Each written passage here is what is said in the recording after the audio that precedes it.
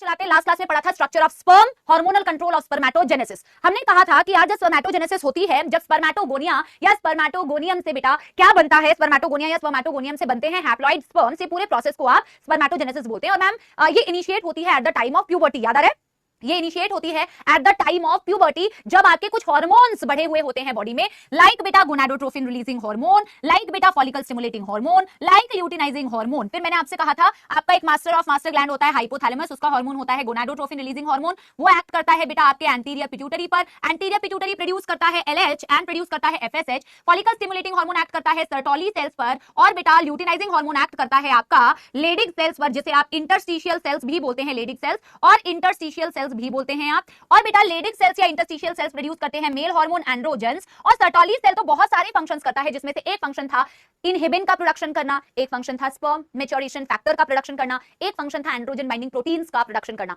Androgen binding proteins आपके androgen से bind करके उसको कॉन्सेंट्रेट करने के काम में आते हैं, ठीक है, उसको कॉन्सेंट्रेट करने के काम में आते हैं, ठीक है, yes.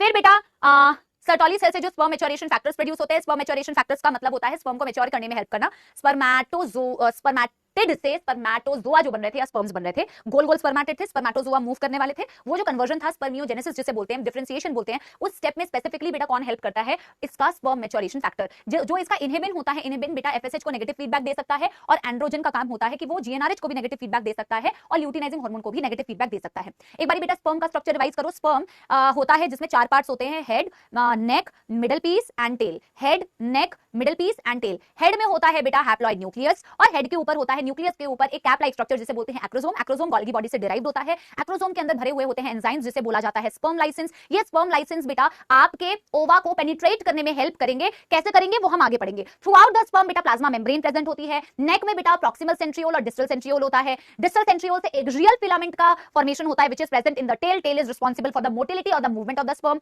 Middle piece energy provide करती है इसी मूवमेंट के लिए, क्योंकि मिडल पीस के अंदर होते हैं माइटोकॉन्ड्रिया। 25 से 30 spirally arranged mitochondria provides energy for the movement of the sperm. These are the 4 parts. एक इजैक्यूलेशन में या ड्यूरिंग कॉप्युलेशन जब सीमन बाहर आता है तो 2.5 से